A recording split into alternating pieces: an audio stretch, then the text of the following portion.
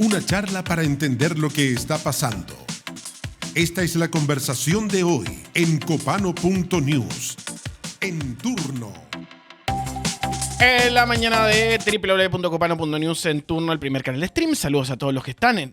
¿Cuánta gente hay hoy día en el teatro? Hay como 1.200 personas. Saludos a todos los que están. Desde donde están, nos importa. Ahí vemos la cámara de Concepción. Estamos en el 40.1 en Conce y en el 38.1 en Santiago. Si nos ves desde tu televisor, para poder comentar lo que va pasando y todas las noticias, les invito a que nos envíen sus mensajes a @turno en vivo. Recuerden que hoy tenemos turno en vivo con Fernanda Toledo en los próximos minutos, en vivo y en directo. Oye, acá nos dicen ¿por qué tenemos votada nuestra cuenta en Blue Sky? Vamos a activarla, no se desesperen. Oye, tenemos una invitada espectacular. Para nosotros es un honor contar con la socióloga y doctora en ciencias políticas, nada más y nada menos que Lucía Damerte está con nosotros. Un aplauso para ella, por favor. Bienvenida. Bienvenida, Lucía. ¿Cómo te va? Muy bien, muchas gracias. Gracias por la invitación. Hace rato que quería venir. Para nosotros es un honor. No, por favor. Fuera música. Lucía, hace tiempo no te veía. Han pasado tantas cosas en los últimos años. En la vida, dices tú. En la vida. Y estamos con todo este tema que creo que es relevante, que es el tono de cómo nos enfrentamos a la delincuencia. Pues hoy día en la mañana aparece un chat que dice, no, los caribeños de nuevo me desordenaron el metro de la cisterna. Ya han ocurrido esas cosas. Hay un choque cultural, hay un despropósito, hay una sensación de asunto pendiente por parte de la policía, también de herramientas que no se... Da la impresión que no se le ha entregado, y también leyendas sobre esa... muchas leyendas sobre esa tecnología. Como, la pistola Taser me va a solucionar todo. No necesariamente, como si las pistolas Taser tampoco mataran. La pistola Taser puede matar. Podéis tener un tema cardiovascular y te da y game over. Entonces, me gustaría como tu perspectiva del cuadro de lo que está pasando. Sí. Bueno, y camino a elecciones, por supuesto. Bueno, es que yo creo que eso es lo más importante. Los temas de seguridad en Chile son temas muy centrales. Le generan a la gente mucha ansiedad, naturalmente. No solamente los homicidios, los robos, ¿cierto? Sino los problemas de no poder andar en el espacio público, y eso yo creo que sí está sucediendo en muchos lugares. En Chile en el 90 ya teníamos niveles altísimos de temor a la violencia y a la delincuencia, cuando nuestros problemas eran problemas mucho más cotidianos, si tú quieres. Y ahora eso ha aumentado y ha explotado porque hemos tenido 4 años electorales. Yo creo que la electoralidad de nuestros años genera una dificultad para hablar de temas que son de difícil solución, ¿cierto? Porque no es que ojalá uno pudiera terminar esto con un taser o con algo, ¿no? Esto requiere una inversión mucho más larga, de una gran polarización, porque si uno, por ejemplo, en este momento uno dice, mira, en realidad la relación entre delincuencia y migración no está confirmada, te llueve un tsunami de gente que dice que estoy mintiendo, que defiendo a los migrantes, que trabajo para los narcos. Y en realidad eso tiene que ver con que la conversación política, yo creo que acá hay un problema fundamental, y es que la discusión política ha abandonado la tarea de hacer de la seguridad un tema de política pública, y está en el marco de lo electoral. Buen punto. O sea, de alguna manera se transforma en un elemento de competencia entre los grupos y también hasta incluso identitario, más que de proyecto país. Pero por supuesto, y tú dices, bueno, ¿qué es lo que pasa en Chile? Mira, gobierno del presidente Lagos, la mayoría de los que nos escuchan seguro no habían ni nacido, gobierno del presidente Lagos fue el primer programa de intervención en barrios. Me parece que era menos de una docena de barrios. El último programa del gobierno del presidente Piñera, 2, de barrios, ya eran 100 barrios de intervención porque había violencia, porque había crimen, porque habían bandas. Entonces las cosas han ido naturalmente empeorando. Creo que las respuestas de política pública no han sido las mejores. Hemos tenido poca eficiencia. ¿Esto responde solo a una responsabilidad policial? No. Yo diría que no. Las policías se les ha invertido un montón de dinero, sobre todo en este gobierno, pero sí tenemos algunos problemas. Por ejemplo, prácticamente solo se resuelven delitos donde uno agarra a la persona robando. Las investigaciones se resuelven poco. Entonces, evidentemente, si tú estás en tu casa, te roban la casa, tú ves al que te roba y después no se resuelve este caso, tú sientes que la justicia no trabaja para ti, sino que trabaja para los demás. Y esa sensación de impunidad y de miedo y de falta de certeza en las instituciones nos lleva a buscar un enemigo claro, que ojalá, digamos, sea lejano, y que en este caso es el migrante irregular, ¿no? Que es perfecto, es el chivo expiatorio perfecto de nuestras violencias. Está la categoría, claro, del migrante y también del narco. Sí. Son dos mundos. Así es. El narco es amenazante, se toma los barrios, genera una estructura económica incluso. Sin duda. Y el migrante está desesperado por sobrevivir en muchos casos. Sí, y algunos trabajan en el mundo de los mercados ilegales sin duda, como muchos nuestros, también chilenos, pero evidentemente cuando tú miras que el problema es el narco, lo estamos muy achicando. El problema son los mercados ilegales. El problema es que en Chile cada vez consumimos más cosas que se venden de forma ilegal. ¿Puedo decir algo? Por Uno favor. camina por las tarrias y están todos fumados. No lo quiero decir informalmente. He ido 5 veces, están todos fumando y caminando tranquilos. El barrio, ¿cómo se llama? De la universidad, ya, Los Héroes, están todos fumando. Y nadie, y como que todo el mundo mira para cualquier lado. ¿De dónde salen los pitos? Bueno, es que ahí es que donde yo por eso que creo que una de las tareas que deberíamos de haber enfrentado y no podemos porque hay elecciones, es que tenemos que desnarcotizar la agenda de conversación de la seguridad. Porque mientras la seguridad sea un problema de narcos, nos olvidamos del lavado de activos, nos olvidamos de la trata de migrantes, que es un problema fundamental, nos olvidamos de las miles de mujeres que son también esclavizadas sexualmente, del aumento de la prostitución en las calles, del abandono del espacio público. Entonces, claro, es verdad que hay mucho consumo de marihuana, pero también, y esto me parece fundamental, hay mucha gente, sobre todo en sectores populares, que está detenida porque tenía unos Unos Sí. pitos en el bolsillo. Claro, entonces la desigualdad en el sistema también es muy grande. No es lo mismo que te agarran con unos pitos en, no sé, en Vitacura En Las Condes, o en el Golf. a que te agarren en, qué sé yo, otra comuna. Y O que que- te agarren en el norte de Chile, digamos, cerca a la frontera. Entonces, Y lo que quiero y ahí profundizar con eso Sí. es que de alguna manera también eso también agranda los números de intervención y no necesariamente eso agranda los factores de efectividad. por supuesto. Entonces tú dices, no, mira, intervine en un montón de casos y nada, era gente llevando o transportando pito, pero que Sí. más allá de que podamos considerarlo legal o no, y Así es una discusión otra súper larga. discusión esa. Es otra discusión. Pero claro, tú puedes decir, no, hemos dado una lucha contra el narcotráfico en torno al microconsumo.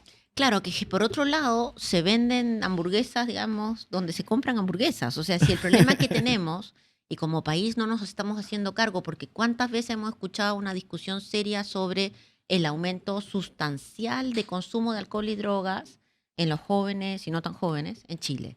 Porque evidentemente hay un aumento del mercado ilegal de drogas, de cigarrillos falsos, de ropa contrabandeada, de farmacéuticos en las ferias. Hay una enorme cantidad de venta de eso porque hay mucha gente que lo está comprando también. Entonces tú tienes ahí un ida y venida con una ciudadanía, muchas veces por problemas económicos, ¿cierto? Pero en otros casos, porque tampoco tenemos una política pública clara para la gente que tiene problemas de consumo, digamos, adictivo. Entonces ahí lo que hay es, tú hablas de política pública. Así es. Y ¿se pueden construir políticas públicas? ¿Hay casos exitosos? Porque eso es lo que hay que mirar. Sí, se pueden construir. En América Latina hay muy pocos casos exitosos porque la polarización política nos lleva a tener esta discusión que hemos tenido acá. ¿No? ¿Estás en contra o a favor de las policías? ¿Estás en contra o a favor de los criminales? ¿Eres garantista o no eres garantista? Si no quieres los taser, entonces quieres el delito. Y eso es una visión totalmente ridícula cuando quieres enfrentar un problema estructural. ¿Hay programas importantes? Sí. Requiere que tengamos una policía sólida, una policía que resuelva las cosas, bien formada, sin duda. Requiere también de programas de prevención, también. Yo creo en este caso que necesitamos fortalecer el rol de los alcaldes y los gobernadores, porque al final del día son los alcaldes, principalmente, y luego los gobernadores, los que ven quién está en el barrio, dónde están metiéndose, no sé, en el espacio público, cuáles son las botillerías. La mayoría de las comunas donde hay problemas de delito tiene unas docenas de botillerías, digamos, ilegales funcionando. Entonces, ese tipo de políticas funcionan. Lo que pasa es que nos gana la creatividad de decir, no, saquemos a los militares. Eso no funciona. saquemos a la policía para que ronde alrededor, eso tampoco funciona. Claro. Estamos conversando con Lucía Dammert, socióloga, doctora en ciencias políticas y experta en seguridad. Lucía, le quiero preguntar sobre el proyecto de las reglas del uso de la fuerza, RUF. Ayer, para contextualizar un poco para la gente, ayer se votó el proyecto en tercer trámite en la Cámara, yendo a comisión mixta en 10 puntos y alargando también su tramitación. Bueno, y si bien el Ejecutivo le quitó la urgencia al proyecto, se mantiene su tramitación. También se excluyó el principio de proporcionalidad, pese a recomendaciones del INDH, y usted ha dicho que es difícil encontrar un experto que esté a favor de sacar el principio de esta proporcionalidad.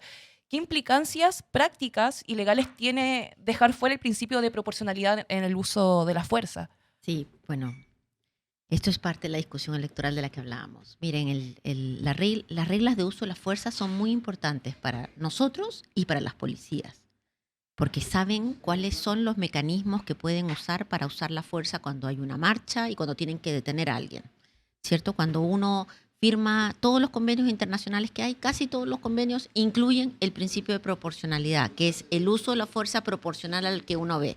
Entonces, si uno ve a una persona que está corriendo porque supuestamente se acaba de robar un auto, por ejemplo, y digo supuestamente porque uno no sabe que es culpable hasta que la justicia dice que es culpable, ¿cierto? Uno no puede dispararle por la espalda. Realmente no puede. La policía no puede hacer eso porque no hay un principio de proporcionalidad, ¿cierto? Perdón, pero ¿le puede disparar la pierna? La policía tiene muchos mecanismos para perseguir a una persona. Muchos, y muchos para detener a una persona. Por ejemplo, la policía nunca está sola caminando por la calle. Siempre están de a dos. Claro. Siempre hay mecanismos de radio. Lo peor que nos puede pasar es entrar a pensar que la solución es como, ya yo veo a alguien que está haciendo algo, un balazo y le pongo en la pierna por si acaso, porque se te puede morir desangrado también. Y tal vez es un señor que está corriendo porque se le fue el perro y el que robó se fue para otro lado. Claro. Entonces hay que tener mucho cuidado. ¿Por qué? Porque cuando uno disminuye la posibilidad de proporcionalidad, yo creo que las policías las ponen en riesgo también. Porque sí puede pasar que cometan un error bajo el principio que lo vi robando y le disparé. Y después llega a la justicia, y en la justicia, bueno, queden en situación de retiro. Digo, no estoy segura si esto le beneficia a la policía realmente. La mayoría de países democráticos tienen principios de proporcionalidad en sus reglas del uso de la fuerza para asegurar entonces que en cualquier caso estamos protegidos, aquellos que estamos en la calle, los ciudadanos, y también las fuerzas del orden. Lo que pasa es que acá se ridiculiza, se hace una caricatura diciendo, claro, el policía tiene que correr con una bandana y amarrar la manito, y eso no es así. Las policías tienen muchos mecanismos para poder detener gente. De hecho, tenemos el triste récord, creo que el mes pasado, el triste récord de tener más gente detenida que nunca en democracia, ¿no? Más de 60.000 personas detenidas. Entonces, no es que el problema sea que no detenemos gente. Cuando hay ejercicios del uso de la fuerza y la policía está presente, la policía tiene la capacidad, por ejemplo, cuando hay disparos, de responder. Me parece que la discusión de la proporcionalidad y de las reglas del uso de la fuerza no necesariamente abundan en una discusión ciudadana constructiva sobre el tema de la seguridad, sino más bien vamos caminando lento pero seguro hacia el Far West, ¿cierto? Donde mañana van a decir, bueno, como no hay policía, mejor me armo yo y yo disparo al que creo que es culpable. ¿Se podría considerar que existen como riesgos en los derechos humanos si esto se llegase a legislar de esta forma? Mira, el defensor de derechos de niños, niñas y adolescentes entregó un informe a la comisión y el informe es muy claro en decir de que genera un espacio muy grande para violaciones de derechos, situaciones de riesgo, sobre todo para niños, niños y adolescentes que pueden llegar a tener, y lo hemos visto en muchos casos, tal vez una pistola de fogueo, tal vez una pistola de juguete, donde la policía siente que está siendo tal vez agredida y ahí generamos un problema. Quiero decirlo con mucha claridad, a la policía tampoco le gusta andar saliendo y disparando gente. Esa idea que no, el policía quiere salir, tampoco sucede. Muchos policías no tienen el entrenamiento cotidiano que requiere tener la capacidad de sacar el arma y dispararle a un civil que va corriendo. Entonces también hay que tener una rigurosidad en este tema. Yo sé que esto puede sonar totalmente académico, pero cuando uno abre la ventana para el uso de la fuerza con niveles de proporcionalidad bajos o sin niveles de proporcionalidad, luego es bien difícil cerrarla. Y nosotros hace muy poco hemos tenido hechos de uso excesivo de la fuerza por parte de la policía. Sí. Solo hace 5 años. No, o sea, los cuadros se han liberado hace poco, que es el caso de Crespo. Bueno, y además las policías en el mundo entero son instituciones que requieren un marco de funcionamiento que les permita ser como es Carabineros de Chile, una institución que tiene 80-90% de confianza ciudadana. Cuando se vuelven policías, como hemos pasado en otros países, policías que usan el gatillo más fácil, miremos Estados Unidos. Estados Unidos es una policía que tenía enormes niveles de violencia contra los afroamericanos, contra las minorías, y fueron cambiando. Pero ahí donde regresan, la ciudadanía los repele. Ahora, hay un tema que Lucía, que me parece interesante, pero permítanme, mis compañeros, que es que la gente dice demasiado buenismo, están pensando sobre el tema. Yo creo que es mejor pensar el tema que tomar una medida tonta y a loca.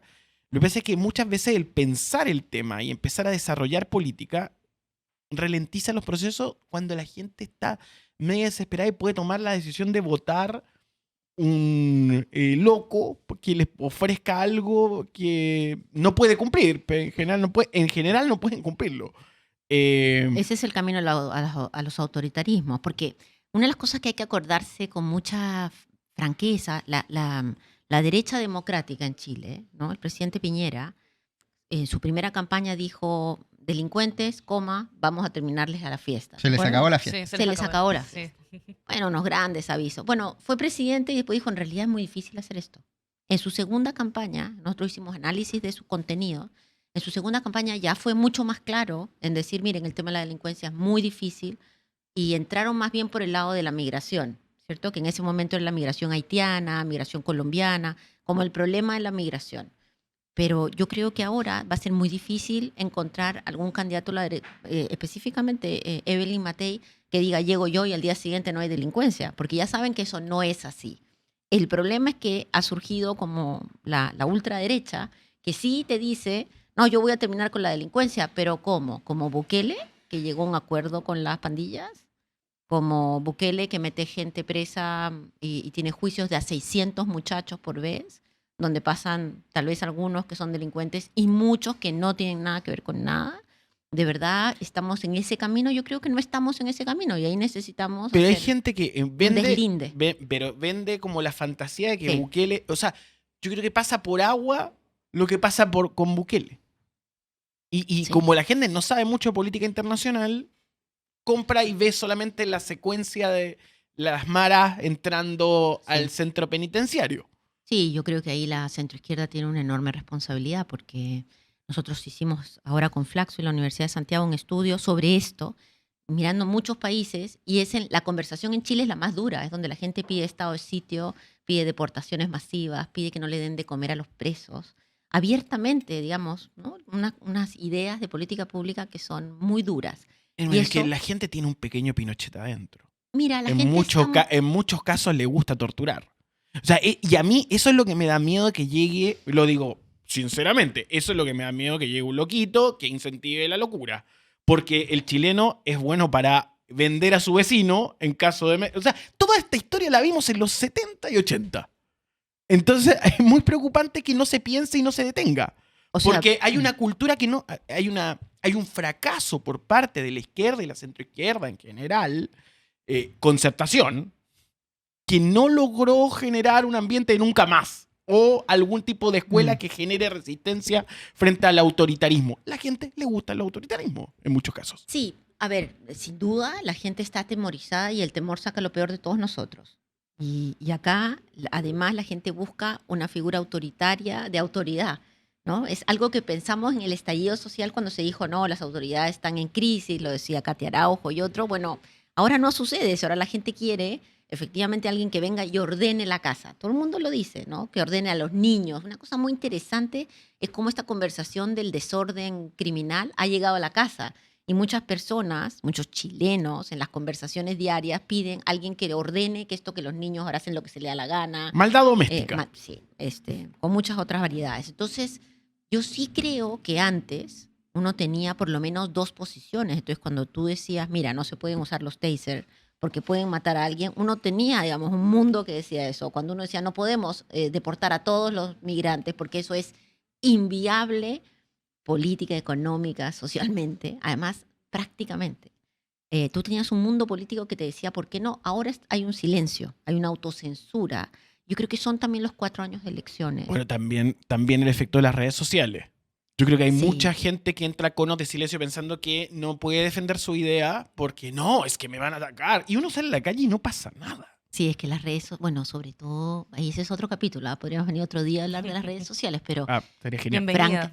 francamente, o sea, Twitter es verdaderamente una cloaca ya a estas alturas, porque yo ya no sabe, a mí me parece fantástico debatir, pero con un ser humano, A pero mí- ya no sabes si el que te va a decir hoy día que me va a ir a matar. A mí, por ejemplo, me ha agarrado gente en la calle a decirme, bueno, tú estás a favor de los delincuentes y ¿Ah, cosas sí? así. Sí, y en general, cuando me ha sucedido 3 veces, las 3 veces yo he tratado de dialogar con esas personas y al final, bueno, no es que me hayan querido, pero tampoco me han agredido. Pero en las redes sociales el anonimato se da para todo y el mundo de la política, que ha perdido, en muchos casos, no todos por supuesto, ha perdido la tarea de ir a hablarle al vecino en su comunal, ¿cierto? Sino que habla por Twitter también. Bueno, le tiene miedo a Twitter, pero en este tema tengamos cuidado, el tema de la seguridad es muy importante, ha aumentado en toda la región, tenemos mucho más mercados ilegales, hay mucho dinero sucio dando vueltas por el país, hay mucho, digamos, mucha violencia,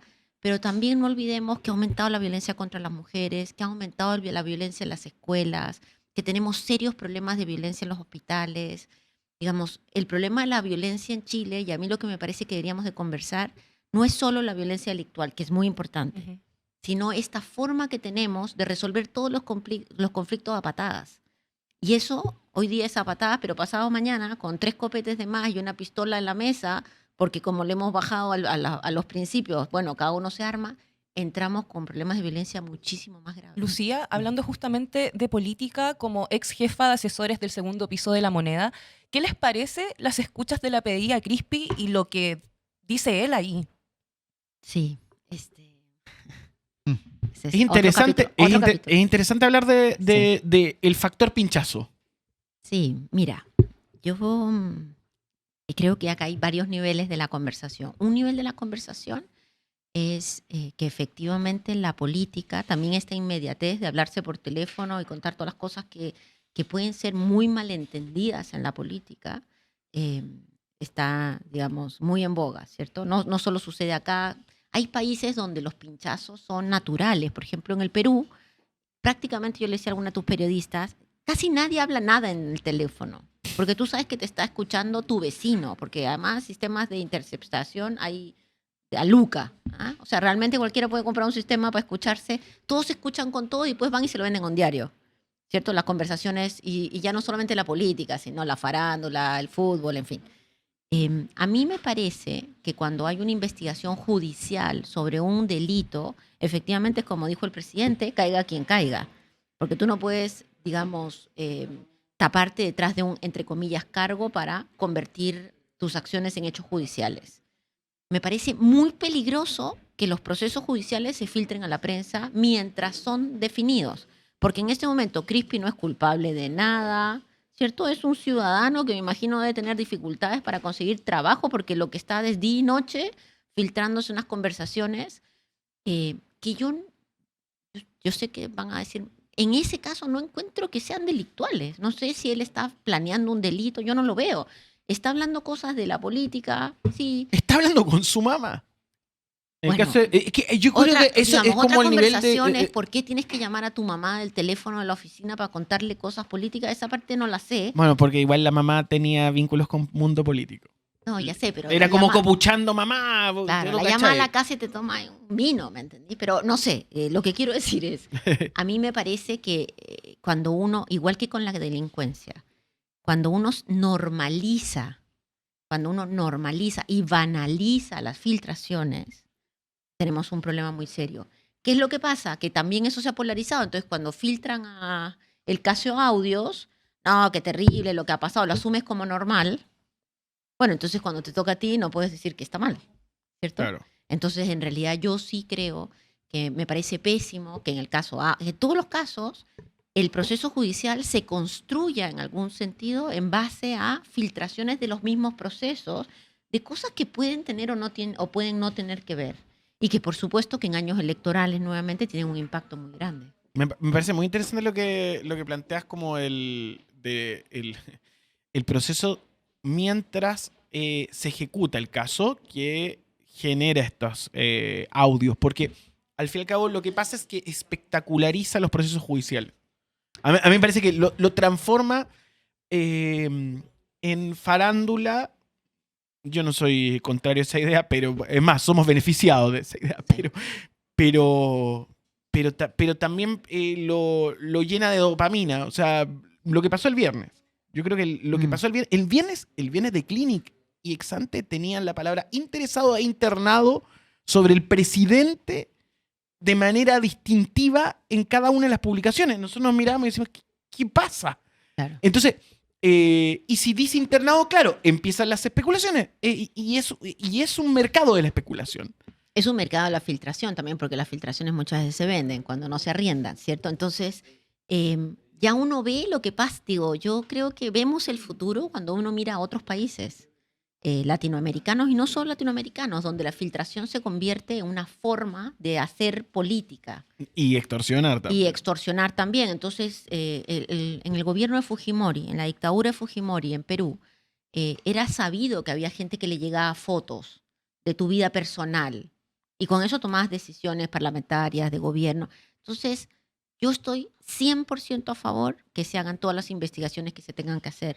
Me parece bien que se tengan que hacer las intervenciones de teléfonos que correspondan, porque también sabemos de casos donde uno manda 100 números y en el medio hay números que no tienen nada que ver con nada.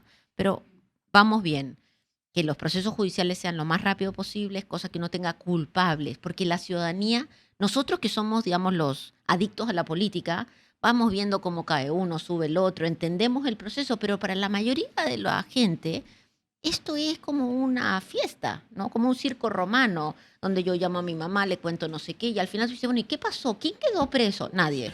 Eso es muy increíble. Nunca se sabe el final de la novela. Claro. Son novelas donde nunca se reconoce el final. Pero sí hay un final, y el final es un ciudadano que dice, cerremos el Congreso porque son unos vagos, cerremos la justicia porque no hacen nada, la política está toda corrupta. Bueno, voy a votar por el caballo de Nerón, pero si el futuro, o sea, si es súper claro, entonces, ¿cómo no la misma política, el mundo de la política, que lamentablemente es demasiado pequeño, no se da cuenta de esto y empieza a hacer también una pedagogía y yo creo que acá los fiscales, el proceso tiene que empezar a ser mucho más castigador a aquellos que filtran. No es la primera vez que se filtran cosas. A mí me parece particularmente peligroso que se filtren conversaciones del presidente de la República. Sí, otra escala. Eso es otra escala, porque además el presidente de la República puede tener conversaciones de seguridad nacional, no esta, por supuesto, pero puede tener conversaciones de seguridad nacional que están siendo escuchadas por alguien. Y si ese alguien se las vende a una potencia extranjera, porque como estaba escuchando, porque, digamos, hay que ponernos en el peor de los escenarios también. Entonces, cuando tú dices, voy a escuchar al presidente de la República, no es baladí, es una cosa importantísima. El presidente puede estar hablando con Macron. O sea, el presidente está bien, está hablando con una amiga en este caso, pero podría estar teniendo una conversación y esa conversación podría estar siendo interceptada por gente que la puede filtrar o la puede vender. Entonces yo creo que ahí hay sí un límite que hay que tener mucho cuidado. Por supuesto, y eso creo que es innegable, también la política tiene que tener mucho más cuidado. O sea, han de interceptarle la llamada al presidente Trump. Es imposible, utilizan una cantidad de mecanismos de contraespionaje para que no le intercepten las llamadas. Habría que mirar cuáles son los mecanismos que tenemos para la seguridad nacional de los llamados. Por ejemplo, los teléfonos de tanta gente que puede estar teniendo definiciones de política importantes.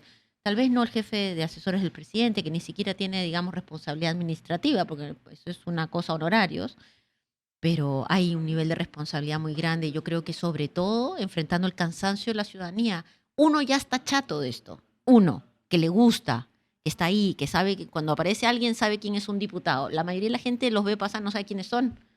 Sí, Lo único que sabe es que, seguro que salió con no sé quién, que la filtración, que la foto. Entonces, no juguemos con fuego como estamos jugando. Me gustó mucho esa reflexión, Lucía, de que los políticos también son responsables Sí. de la espectacularización, con comportamientos que ojalá aprendan a manejar, porque muchas veces esas torpezas generan este hastío o este cruce del respeto, que creo que Sí. mata una idea que es parte de las democracias liberales, que es que elegimos al mejor de nuestros ciudadanos.